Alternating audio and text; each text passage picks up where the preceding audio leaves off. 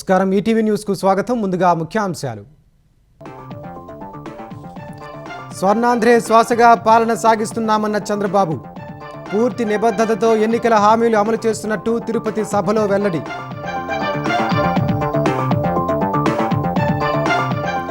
జాతి నిర్మాణమే కూటమి ప్రభుత్వ లక్ష్యమన్న పవన్. భవిష్యత్తు తరాలకు బలమైన వ్యవస్థలను అందించడానికే పనిచేస్తున్నామని స్పష్టీకరణ. వైసీపీ అరాచకాలను చూస్తూ ఊరుకునే ప్రసక్తే లేదన్న లోకేష్. రెడ్ బుక్ పనిచేసుకుంటూ వెళ్తూనే ఉంటుందని కూటమి సభలో హెచ్చరికలు. సమ్మక్క సాగర్ ప్రాజెక్టుపై ఛత్తీస్గఢ్ సీఎంతో హైదరాబాద్లో ఉత్తమ్ చర్చ. త్వరితగతిన నిరభ్యంతర పత్రం ఇవ్వాలని విజ్ఞప్తి.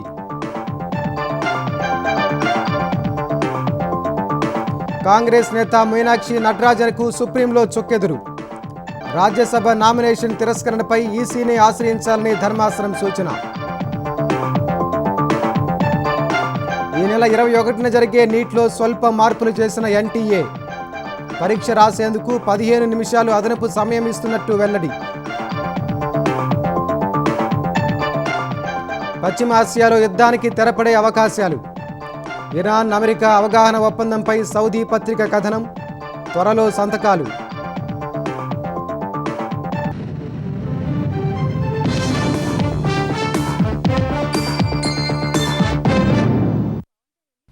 వికసిత్ భారత్ స్వర్ణాంధ్ర లక్ష్యాలతో ముందుకు పోతున్నామని ముఖ్యమంత్రి చంద్రబాబు ఉద్ఘాటించారు. పూర్తి నిబద్ధతతో ఎన్నికల హామీలు అమలు చేస్తున్నామని తిరుపతిలో జరిగిన కూటమి ప్రభుత్వ 2 ఏళ్ల సభలో వెల్లడించారు. యుద్ధం వల్ల ప్రపంచ దేశాల్లో ధరలు పెరిగాయని, దేశంలో మాత్రం ద్రవ్యోల్బణం నియంత్రణలోనే ఉందని తెలిపారు. గొడ్డలే పార్టీ ఫేక్ న్యూస్తో వస్తున్నారని అప్రమత్తంగా ఉండాలన్నారు. జే బ్రాండ్లు తీసుకొచ్చి ఆరోగ్యాన్ని నాశనం చేశారంటూ మాజీ సీఎం జగన్పై నిప్పులు చెరిగారు. ఆంధ్రప్రదేశ్లో కూటమి ప్రభుత్వం అధికారంలోకి వచ్చి 2 ఏళ్లు పూర్తి చేసుకున్న వేళ తిరుపతి సమీపంలో భారీ బహిరంగ సభ నిర్వహించారు. సీఎం చంద్రబాబు, ఉప ముఖ్యమంత్రి పవన్ కళ్యాణ్, ఐటీ శాఖ మంత్రి నారా లోకేష్, కూటమి కీలక నేతలు సభకు హాజరయ్యారు. 2 ఏళ్ల పాలనలో కూటమి ప్రభుత్వం సాధించిన ప్రగతిని, అమలు చేసిన సంక్షేమ పథకాలను సీఎం చంద్రబాబు వివరించారు. ప్రజల ఆశీర్వాదంతో అధికారంలోకి వచ్చిన కూటమి ప్రభుత్వం స్వర్ణాంధ్రే శ్వాసగా పాలన సాగిస్తోందని తెలిపారు. వైసీపీ ప్రభుత్వ విధ్వంసంతో పారిశ్రామికవేత్తలు రాష్ట్రం నుంచి వెళ్లిపోతే వారిలో విశ్వాసం కల్పించి తిరిగి పెట్టుబడులు పెట్టించామని వివరించారు. ఒకప్పుడు పెట్టుబడిదారులు పారిపోయారు, రాష్ట్రానికి రామని శపథం చేశారు. మళ్ళా నమ్మకాన్ని కల్పించాం. భూమి గాని, నీళ్లు గాని, అనుమతులు గాని అన్ని కూడా ఇచ్చి మనం సకాలంలో చేశాం. కేంద్రం కూడా సహకరించింది. మనం కష్టపడ్డాం. ఒక సుస్థిరమైన ప్రభుత్వాన్ని ఇచ్చాం. దీని మీద అందరికీ నమ్మకం వచ్చింది. ఈ రోజు మీరు చూస్తే 23 లక్షల కోట్ల రూపాయల పెట్టుబడులు 3 ప్రాంతాలతో సమానంగా వచ్చాయి. అన్ని జిల్లాలకు వస్తున్నాయి. దీనివల్ల అన్ని ప్రాంతాల అభివృద్ధి జరుగుతుంది. Next month Rayalaseema steel plant కూడా ప్రారంభించి 2028కి పూర్తి చేస్తాం. ఒక్కో అడుగు ముందుకేస్తూ వ్యవస్థలను సరిదిద్దుతున్నామని సీఎం పేర్కొన్నారు. సంక్షేమం, అభివృద్ధి, సుపరిపాలన సమర్థంగా అమలు చేస్తున్నామని తెలిపారు. సంక్షేమం పేరుతో రాష్ట్రాన్ని తాకట్టు పెట్టిన వారికి కూటమి ప్రభుత్వాన్ని విమర్శించే అర్హత లేదని వ్యాఖ్యానించారు. ఎక్కడికక్కడ రాష్ట్రాన్ని తాకట్టు పెట్టిన వాళ్ళు ఈ రోజు రాష్ట్రాన్ని గురించి మాట్లాడే అర్హత ఉందా తమ్ముళ్ళు? అభివృద్ధి చేసి ఆదాయాన్ని పెంచే వాళ్ళకి సంక్షేమం పంచే అధికారం ఉంది. అప్పులు చేసే వ్యక్తి, తాకట్టు పెట్టే వ్యక్తికి సంక్షేమం గురించి మాట్లాడే అర్హత లేదని చెప్తున్నాం. 3 ముక్కలాటాడి ప్రజల్లో చిచ్చుపెట్టే ప్రయత్నం చేశారు. 3 రాజధానులు కాదు, 3 ప్రాంతాలని విశాఖపట్నం, అమరావతి, తిరుపతి కేంద్రంగా అన్ని జిల్లాలు అభివృద్ధి చేసే బాధ్యత ఈ ఎన్డీఏ ప్రభుత్వానిది. రాత్రికి రాత్రి అన్ని చేసేశాం అని నేను ఎప్పుడూ చెప్పడం లేదు. నేను గర్వంగా చెప్తాను. ఆ రోజు ఈ రోజు ప్రజలందరూ కూడా శాంతియుతంగా ఉండగలుగుతున్నారంటే, లా అండ్ ఆర్డర్ ఉందంటే, మీ ఆస్తులకు రక్షణ ఉందంటే అది ఎన్డీఏతోనే సాధ్యమైందని మరొకసారి మీకు విజ్ఞప్తి చేస్తున్నా. రాయలసీమను రతనాలసీమగా మారుస్తామని ఎన్నికల ముందు హామీ ఇచ్చామని చంద్రబాబు గుర్తు చేశారు. హంద్రీ నీవాతో సస్యశ్యామలం చేస్తున్నామని తెలిపారు. రాయలసీమలో ఒకప్పుడు రాళ్లసీమ, రాయలసీమ రాళ్లసీమ కాదు, రత్నాల సీమ చేసే బాధ్యత మేము తీసుకుంటామని కడాన రాయలసీమలో జొన్నవాడలో బంగారు కూడా లభించే పరిస్థితి వచ్చింది. స్వర్ణాంధ్రప్రదేశ్ నాంది రాయలసీమలో బంగారు గని అని చెప్పి కూడా నేను మీకు తెలియజేస్తున్నా. అయితే ఇవన్నీ చూడంగానే మీరంతా డబ్బులు ఎక్కువ ఉన్నాయి, మా ఆలోచనలని తీర్చేమంటే భవిష్యత్తుకు ఉపయోగపడి చెప్తున్నాను తప్ప ఇప్పటికెప్పుడే నిలదొక్కోలేకపోతే నడవలేం. ముందు నిలబడాలి, నడవాలి. నిన్నటి వరకు వెంటిలేటర్ పైన ఉండే వాళ్ళకి ఆక్సిజన్ ఇచ్చి బయట తీసుకొచ్చాం. ఇవన్నీ సాధ్యమా అంటే సాధ్యమే. నీవా పూర్తి చేసి కుప్పానికి తీసుకొచ్చాం. ఈ సంవత్సరం మళ్ళీ కళ్యాణ్ డ్యాముకు నీళ్లు తీసుకొచ్చి శ్రీశైలం మల్లన్నని తిరుపతి వెంకన్నని కలుపుతామని మరొక్కసారి విజ్ఞప్తి చేస్తున్నా. ఇది అభివృద్ధి అంటే. కొత్తగా మావిగన్ అంటున్నారని సీఎం మండిపడ్డారు. రోడ్డు మీద కట్టేస్తే అది రాజధాని అయిపోతుందా అని ప్రశ్నించారు. రాజధాని అమరావతిని ఎవరూ ఆపలేరని పునరుద్ఘాటించారు. కూటమి ప్రయాణం కేవలం ప్రభుత్వ ఏర్పాటు కోసం కాదని జాతి నిర్మాణం కోసమని ఉప ముఖ్యమంత్రి పవన్ కళ్యాణ్ స్పష్టం చేశారు. రాబోయే తరాలకు బలమైన వ్యవస్థలను అందించడం, వచ్చే తరాలకు ఉపయోగపడేలా నిర్ణయాలు తీసుకోవడమే సుస్థిరాభివృద్ధి అని వ్యాఖ్యానించారు. అదే వికసిత భారత్కు మార్గమని చెప్పారు. పల్లెల ముఖ చిత్రాన్ని మార్చేందుకు గ్రామీణాభివృద్ధి శాఖ మంత్రిగా అనేక కీలక నిర్ణయాలు తీసుకున్నట్టు పవన్ చెప్పారు. గ్రామాలు అభివృద్ధి చెందితేనే దేశం అభివృద్ధి చెందుతుందని ఆయన వెల్లడించారు. అదే సమయంలో తెలుగు రాష్ట్రాలు మరింత బలపడాలంటే ఓ రాష్ట్రం కులతత్వం నుంచి, మరో రాష్ట్రం ప్రాంతీయతత్వం నుంచి బయటపడాలని పవన్ పిలుపునిచ్చారు. వ్యవస్థ కనుక న్యాయం చేయకపోతే కులమే ముందుకు వస్తుంది. వ్యవస్థ బలహీన పడితే ప్రాంతీయత ముందుకు వస్తుంది. వ్యవస్థపై విశ్వాసం తగ్గితే సమాజం చాలా చిన్న చిన్న గుంపులుగా విడిపోతుంది. తెలుగు రాష్ట్రాలు మరింత బలపడాలి అంటే ఒక రాష్ట్రం కులాల పరిమితుల్ని దాటాలి, మరొక రాష్ట్రం ప్రాంతీయత పరిమితుల్ని దాటాలి. మనందరం కలిసి భారతీయత వైపు అడుగులు వేయాలి. 2047 నాటికి వికసిత్ భారత్ నిర్మాణం పార్లమెంట్ భవనం నుంచి కాదు, 2.6 లక్షల గ్రామ పంచాయతీల నుంచి ప్రారంభమవుతుంది. భారతదేశ భవిష్యత్ పార్లమెంటులో మాత్రమే కాదు, గ్రామ సభల్లో కూడా రాయబడుతుంది. అలాగే ప్రతి పంచాయత్ ముందుగా తన గ్రామాలను అభివృద్ధి చేసుకోవాలి. అప్పుడు మండలం బలపడుతుంది, రాష్ట్రం బలపడుతుంది, జిల్లా బలపడుతుంది, తద్వారా దేశం బలపడుతుంది. వైసీపీ అరాచకాలను చూస్తూ ఊరుకోబోమని రెడ్ బుక్ పనిచేసుకుంటూ వెళ్తుందని విద్యాశాఖ మంత్రి నారా లోకేష్ హెచ్చరించారు. ఎన్ని ఆర్థిక ఇబ్బందులున్నా ఎన్నికల హామీలను నెరవేరుస్తున్నట్లు స్పష్టం చేశారు. ఏపీలో కూటమి ప్రభుత్వ కొనసాగింపు చాలా ముఖ్యమైన లోకేష్ అహంకారాన్ని పక్కనబెట్టి ప్రజల్లోకి వెళ్దామని 3 పార్టీల కార్యకర్తలకు పిలుపునిచ్చారు. జగన్ పేరులో జీ అంటే గొడ్డలి అని లోకేష్ భాష్యం చెప్పారు. రపరప అంటే చూస్తూ మేము ఊరుకోం. ఎర్ర బుక్కు దాని పని చేసుకుంటూ వెళ్తుందని ఈ సభాముఖంగా ఆ కుర్ర బ్యాచ్ కి హెచ్చరిక జారీ చేస్తున్నా. జగన్ ఆయన పేరులో జీ చూసి జెన్జీ అనుకుంటున్నాడు. జగన్ పేరులో ఉన్న జీ గొడ్డలి. మనది గూగుల్, వాళ్ళది గొడ్డలి. మంది ఫైటర్ జెట్, వాళ్ళది ఫ్యాక్షన్. మంది కియా, వాళ్ళది కిడ్నాప్. మంది క్రెడిబిలిటీ, వాళ్ళది క్రిమినాలిటీ. మంది డెవలప్మెంట్, వాళ్ళది డిస్ట్రక్షన్. మంది బుల్లెట్ అవుతే వాళ్ళది బూతులు. 2 ఏళ్ల కూటమి పాలనకు ఎన్ని ట్యాగ్ లైన్లు ఇచ్చినా తక్కువేనని బీజేపీ ఆంధ్రప్రదేశ్ అధ్యక్షుడు మాధవ్ అన్నారు. ఏపీ అభివృద్ధికి కేంద్రం నుంచి అన్ని రకాల సహాయ సహకారాలు ఉన్నాయని చెప్పారు. డబుల్ ఇంజిన్ సర్కార్ వల్ల ప్రయోజనాలు ఇవాళ చూస్తున్నామని తెలిపారు. వైసీపీ అధినేత జగన్మోహన్ రెడ్డి తాడేపల్లి ప్యాలెస్లో ఉండి విమర్శలు చేయడం ఆపాలన్నారు. జగన్ జనాల్లోకి వస్తే కూటమి ప్రభుత్వ అభివృద్ధి సంక్షేమ కార్యక్రమాలు చూపిస్తామని మాధవ్ స్పష్టం చేశారు. 2 సంవత్సరాల ఆంధ్రప్రదేశ్లో ఈ యొక్క ఎన్డీఏ పరిపాలన చేసిన అనేక రకాల విషయాలు అన్బిలీవబుల్, మిషన్ ఇంపాసిబుల్, ఫినామినల్ లాంటి అనేక రకాల ఏవైతే ట్యాగ్ లైన్స్ ఉన్నాయో అన్ని ఇచ్చినా సరిపోదనే విషయం తప్పనిసరిగా గుర్తుంచుకోవాలి. అనేక రకాల దుష్ట శక్తులు వీటిని దూరం చేసే ప్రయత్నం చేస్తారు. ఒక్కసారి రాష్ట్ర వ్యాప్తంగా పర్యటన చేయమంటున్నాం. రండి, మీకు చూపిస్తాం. మీ కళ్ళతో చూడండి. జరిగిన అభివృద్ధి ఒక్కొక్క అంశాన్ని చూస్తే మీరు ఆశ్చర్యపోతారు. సమ్మక్క సాగర్ తుపాకులగూడెం ప్రాజెక్టుకు నిరభ్యంతర పత్రం ఇవ్వాలని ఛత్తీస్గఢ్ ముఖ్యమంత్రి విష్ణుదేవ్ సాయిని తెలంగాణ నీటిపారుదల శాఖ మంత్రి ఉత్తమ్ కుమార్ రెడ్డి మరోసారి కోరారు. హైదరాబాద్ వచ్చిన ఛత్తీస్గఢ్ సీఎంకు స్వాగతం పలికిన ఉత్తమ్ సమ్మక్క సాగర్పై వినతిపత్రం అందించారు. గత సెప్టెంబర్లో ఛత్తీస్గఢ్ రాజధాని న్యూ రాయ్పూర్లో విష్ణుదేవ్ సాయిని కలిసిన ఉత్తమ్ సమ్మక్క సాగర్పై చర్చించారు. ప్రాజెక్టు కారణంగా ఛత్తీస్గఢ్లో ముంపునకు గురయ్యే భూములకు 2013 భూసేకరణ చట్టం లేదా గంపగొత్తగా ముందస్తు పరిహారం ఇవ్వడానికి సిద్ధంగా ఉన్నామని ఉత్తమ్ వివరించారు. ఛత్తీస్గఢ్ అభ్యంతరాలతో ప్రాజెక్టు DPRకు కేంద్ర జలసంఘం ఆమోదం తెలపడం లేదని, నిరభ్యంతర పత్రం ఇస్తే అనుమతి వస్తుందని తెలిపారు. 83 మీటర్ల ఎత్తుతో 6.7 TMCల సామర్థ్యంతో సమ్మక్క సాగర్ ఆనకట్ట నిర్మించారు. ఉమ్మడి నల్గొండ, వరంగల్ జిల్లాలో 2.64 లక్షల ఎకరాల ఆయకట్టు స్థిరీకరించడం సహా రామప్ప, పాకాల లింకులో 30,000 ఎకరాలకు సాగునీరు అందించే లక్ష్యంతో ఈ ప్రాజెక్టు చేపట్టారు. సింగరేణిలో కారుణ్య నియామకాలు, డిపెండెంట్ ఉద్యోగాలకు అర్హత సాధించిన 335 మంది వారసులకు రేపు నియామక పత్రాలు అందజేస్తామని డిప్యూటీ సీఎం భట్టి విక్రమార్క తెలిపారు. మంచిర్యాలలో జరిగే కార్యక్రమంలో నియామక పత్రాలు అందజేయనున్నట్లు వెల్లడించారు. వివిధ కారణాలతో నిలిచిపోయిన మెడికల్ బోర్డును త్వరలో యథావిధిగా ప్రారంభించాలని సింగరేణి యాజమాన్యాన్ని భట్టి ఆదేశించారు. కార్మికుల సంక్షేమం, వారి కుటుంబాల భవిష్యత్తును దృష్టిలో ఉంచుకుని మెడికల్ బోర్డు ప్రక్రియను అత్యంత పారదర్శకంగా, నిష్పాక్షికంగా, వివాదరహితంగా నిర్వహించాలని ఆయన స్పష్టం చేశారు. సింగరేణి అభివృద్ధిపై ఇటీవల కోల్ బెల్ట్ పరిధిలోని మంత్రులు, ఎమ్మెల్యేల భేటీ నిర్వహించగా మెడికల్ బోర్డు అంశాన్ని భట్టి దృష్టికి తీసుకెళ్లారు.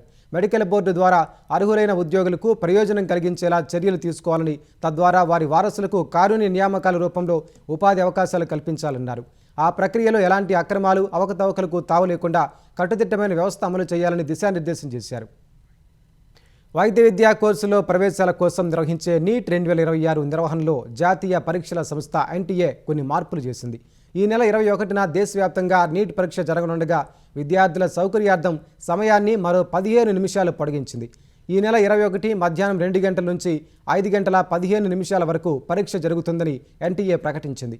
పరీక్ష ప్రారంభానికి ముందు, ముగిసిన తర్వాత ఇన్విజిలేషన్ ప్రక్రియకు పెంచిన సమయం ఉపయోగపడుతుందని తెలిపింది.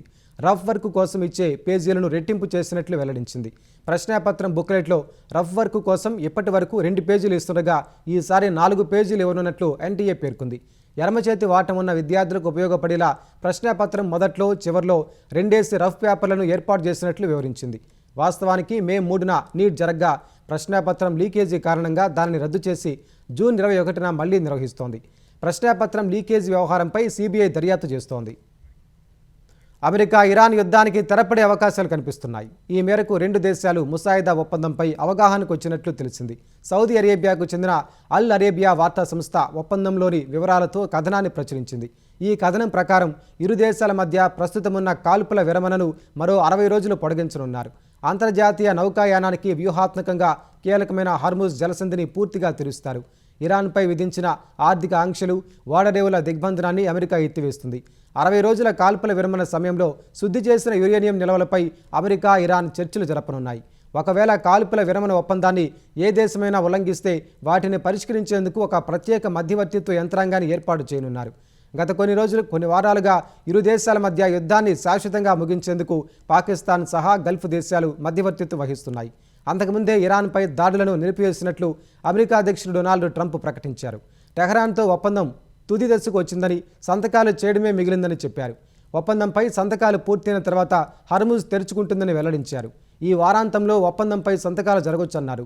ఈ కార్యక్రమానికి ఉపాధ్యక్షుడు JD వాన్స్ హాజరు కావచ్చని వివరించారు. ఇరాన్ మాత్రం అమెరికాతో ఒప్పందంపై ఇప్పటి వరకు తుది నిర్ణయం తీసుకోలేదని తెలిపింది. కాంగ్రెస్ తెలంగాణ వ్యవహారాల ఇన్ఛార్జ్ మీనాక్షి నటరాజన్కు సుప్రీంకోర్టులో నిరాశే మిగిలింది. మధ్యప్రదేశ్ రాజ్యసభ ఎన్నికల్లో తన నామినేషన్ తిరస్కరణను సవాల్ చేస్తూ ఆమె దాఖలు చేసిన పిటిషన్ను సుప్రీంకోర్టు కొట్టేసింది. రిటర్నింగ్ అధికారి నామినేషన్ తిరస్కరిస్తే ఎన్నికల సంఘాన్ని ఆశ్రయించడమే మార్గమని కోర్టు స్పష్టం చేసింది. మీనాక్షి నటరాజన్ పిటిషన్పై ఇవాళ జరిగిన విచారణలో 2 ఏళ్లు శిక్ష పడే అవకాశం ఉన్న నేరపూరిత కేసులను మాత్రమే అభ్యర్థులు అఫిడవిట్లో వెల్లడించాల్సి ఉంటుందని ఆమె తరపు సీనియర్ న్యాయవాది అభిషేక్ మను సింఘ్వి వాదించారు.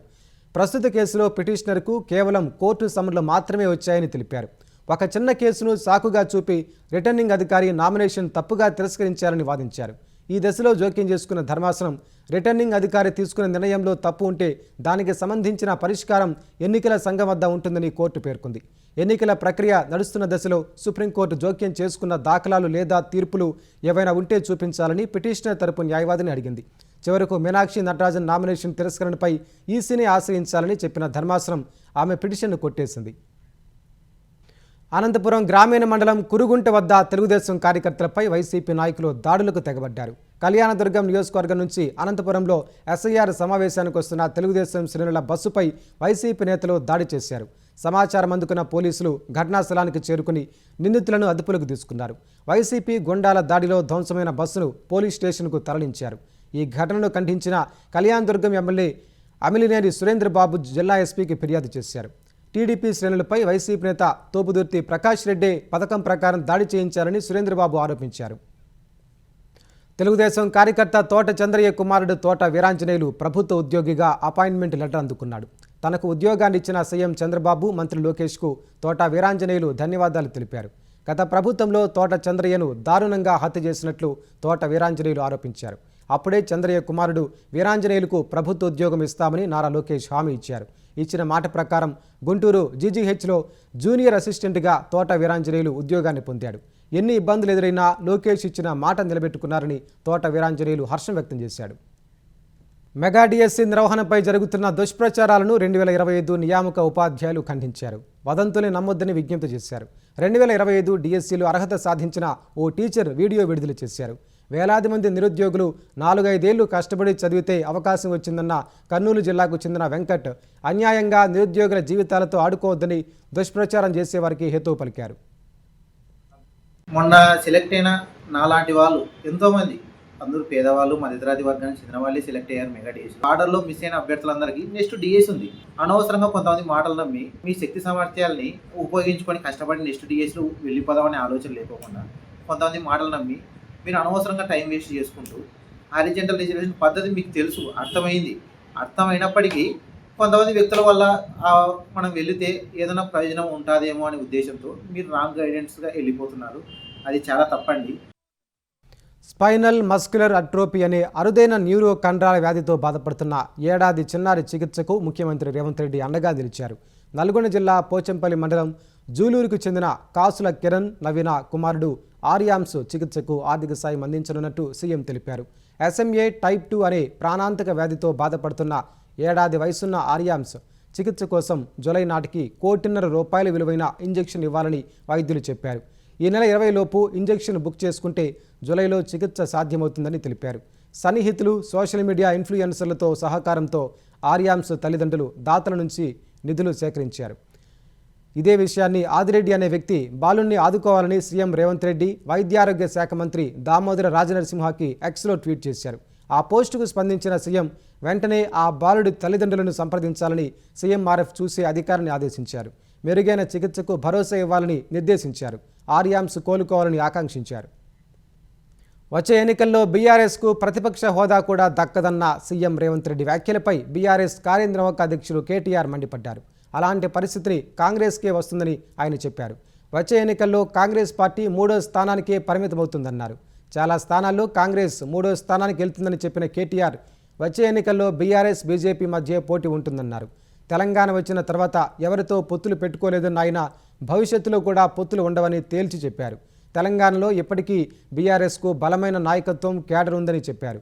సీఎం రేవంత్ రెడ్డితో తనకు వ్యక్తిగత పంచాయతీ లేదన్న కేటీఆర్ ఆయన ప్రభుత్వాన్ని నడుపుతున్న విధానమే చాలామందికి నచ్చడం లేదన్నారు. హైదరాబాద్లో వర్షం పడి ప్రజలకు ఇబ్బంది ఎదురైతే మున్సిపల్ శాఖ చూస్తున్న సీఎం కాకుండా ఎవరు బాధ్యత తీసుకుంటారని కేటీఆర్ ప్రశ్నించారు. హైదరాబాద్ పైన అవగాహన లేని సీఎం ఫ్యూచర్ సిటీ అంటే ఎవరు హర్షిస్తారని వ్యాఖ్యానించారు. రేవంత్ అధికారానికి రాగానే ఎయిర్పోర్టు, మెట్రో రద్దు చేశారన్న కేటీఆర్ అది పూర్తయి ఉంటే ప్రస్తుతం ఉన్న ట్రాఫిక్ సమస్య చాలా వరకు తీరేదన్నారు. కాంగ్రెస్ పాలనలో LNT నుంచి మెట్రోను లాక్కోవడం తప్ప చేసిందేంటని ప్రశ్నించారు. కాంగ్రెస్ ప్రభుత్వ వైఫల్యాలను ప్రజల్లోకి తీసుకెళ్లేందుకు త్వరలోనే కేసీఆర్ బస్సు యాత్ర ఉంటుందని కేటీఆర్ చెప్పారు. ఎప్పుడు అనేది తర్వాత తెలుస్తుందన్నారు.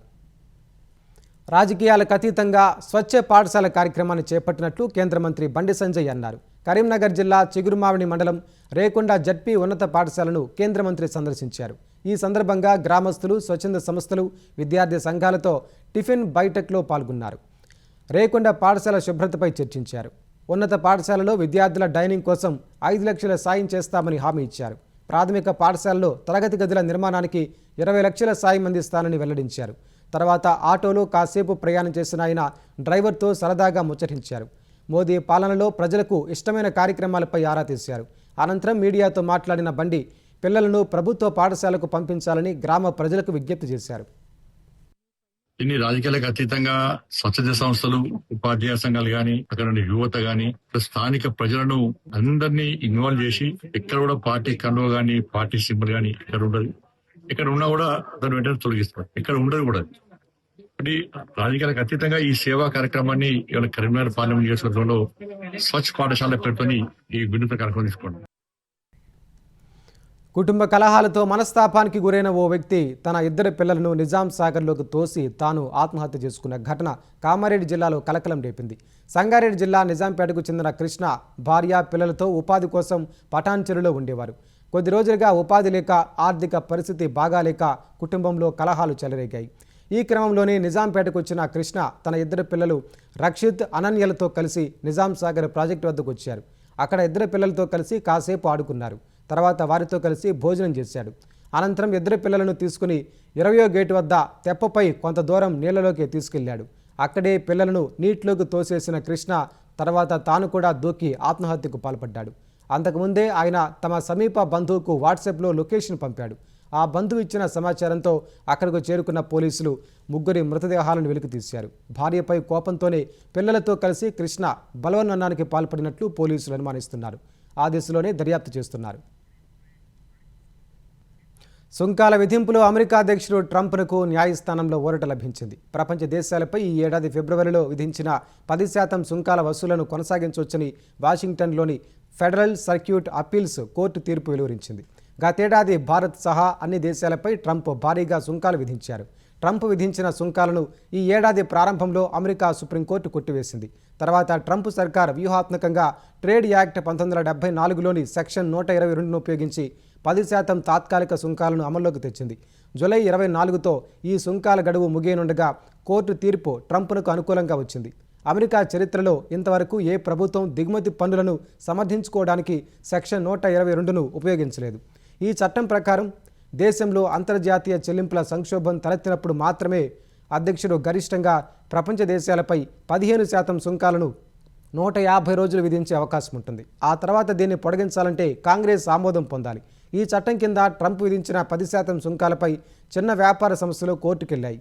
ఈ పిటిషన్పై విచారణ జరిపిన న్యూయార్క్లోని ఫెడరల్ కోర్టు ట్రంప్ నిర్ణయాన్ని కొట్టేసింది. ఈ తీర్పుపై ట్రంప్ యంత్రాంగం దాఖలు చేసిన అప్పీల్ పిటిషన్పై విచారణ జరిపిన అప్పీల్స్ కోర్టు ఆయనకు అనుకూలంగా తీర్పిచ్చింది. పారిశ్రామిక వాణిజ్య సంస్థలు రిటైల్ పెట్రోల్ బంకుల వద్ద పెట్రోల్, డీజిల్ కొనుగోలు చేయడంపై కేంద్రం ఆంక్షలు విధించింది. ఇకపై ఆయా సంస్థలు బల్క్ సేల్ పాయింట్ల వద్ద మాత్రమే ఇంధనం కొనుగోలు చేయాలని పెట్రోలియం, సహజవాయు మంత్రిత్వ శాఖ ఉత్తర్వులు జారీ చేసింది. తాజా ఆంక్షలు 90 రోజులు అమల్లో ఉంటాయని పేర్కొంది. సాధారణ వినియోగదారులకు ఇంధన కొరత రాకుండా, నిత్యావసర సేవలకు అంతరాయం కలగకుండా చూసేందుకు ఈ నిర్ణయం తీసుకున్నట్లు కేంద్రం వెల్లడించింది. సామాన్యుల కోసం ఉద్దేశించిన ఇంధనాన్ని పారిశ్రామిక సంస్థలు కొనుగోలు చేస్తున్నందున పెట్రోల్, డీజిల్ కొరత ఏర్పడుతోందని తెలిపింది. ఈ సమస్య పరిష్కారానికి ఆంక్షలు విధించినట్టు స్పష్టం చేసింది. సాధారణంగా అధిక మొత్తంలో ఇంధనాన్ని వినియోగించే సంస్థలు తమ సొంత పంపులు లేదా కంపెనీ నుంచి డీజిల్ను కొంటాయి. పశ్చిమాసియా సంక్షోభంతో పరిశ్రమలు వినియోగించే డీజిల్ ధరను చమురు సంస్థలు అమాంతం పెంచేశాయి. ఢిల్లీలో రిటైల్ పెట్రోల్ బంకుల్లో లీటర్ డీజిల్ 95 రూపాయలు ఉండగా టోకు విక్రయ కేంద్రాల్లో 134 రూపాయలుగా ఉంది. ఈ ధరల వ్యత్యాసాన్ని ఆసరాగా చేసుకుని టెలికాం టవర్లను నిర్వహించే కంపెనీలు సహా ఇతర పారిశ్రామిక సంస్థలు రిటైల్ బంకుల్లో డీజిల్ కొనుగోలు చేస్తున్నాయి. ఇది నివారించేందుకే ఆంక్షలు విధించినట్టు కేంద్రం తెలిపింది. అమెరికా, ఇరాన్ మధ్య ఉద్రిక్తతలు తగ్గడం సహా అంతర్జాతీయ మార్కెట్లో ముడి చమురు ధరలు తగ్గిన వేళ దేశీయ స్టాక్ మార్కెట్లు భారీ లాభాలు సాధించాయి. అంతర్జాతీయ మార్కెట్ల నుంచి సానుకూల సంకేతాలతో సూచీలు 2% పైగా పెరిగాయి. గత సెషన్లో 151 పాయింట్లు తగ్గిన సెన్సెక్స్ ఇవాళ ఏకంగా 1695 పాయింట్లు పెరిగింది. ఉదయం క్రితం ముగింపు కంటే 875 పాయింట్లు ఎగువన 74,709 పాయింట్ల వద్ద బీఎస్సీ సూచీ ఉత్సాహంగా ప్రారంభమైంది. మొదట్లో హెచ్చుతగ్గులకు లోనైన సూచీ ఒక దశలో 74,453 పాయింట్ల కనిష్ట స్థాయి నమోదు చేసింది. అయితే మధ్యాహ్నం తర్వాత మదుపరులు పెద్ద ఎత్తున కొనుగోళ్లకు దిగారు. ఈ క్రమంలో సెన్సెక్స్ 75,608 పాయింట్ల గరిష్ట స్థాయికి దూసుకెళ్లింది. చివరకు 75,528 పాయింట్ల వద్ద స్థిరపడింది. జాతీయ స్టాక్ ఎక్స్చేంజ్ సూచీ నిఫ్టీ 461 పాయింట్లు పెరిగి 23,623 వద్ద ముగిసింది. ముఖ్యాంశాలు మరోసారి. స్వర్ణాంధ్రే శ్వాసగా పాలన సాగిస్తున్నామన్న చంద్రబాబు. పూర్తి నిబద్ధతతో ఎన్నికల హామీలు అమలు చేస్తున్నట్టు తిరుపతి సభలో వెల్లడి.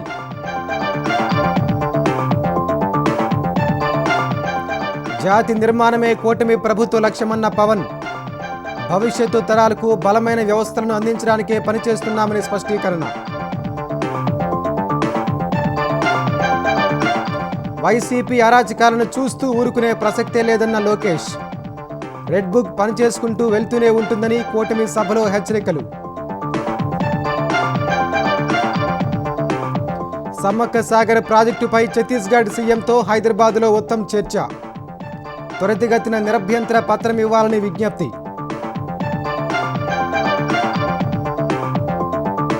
కాంగ్రెస్ నేత మీనాక్షి నటరాజన్కు సుప్రీంలో చుక్కెదురు. రాజ్యసభ నామినేషన్ తిరస్కరణపై ఈసీని ఆశ్రయించాలని ధర్మాసనం సూచన. ఈ నెల 21న జరిగే నీట్లో స్వల్ప మార్పులు చేసిన ఎన్టీఏ. పరీక్ష రాసేందుకు 15 నిమిషాలు అదనపు సమయం ఇస్తున్నట్టు వెల్లడి.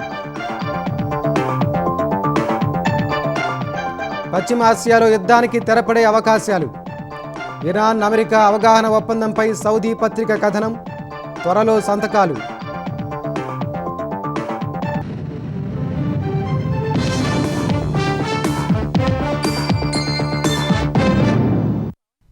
ఈటీవీ న్యూస్ సమాప్తం. నమస్కారం.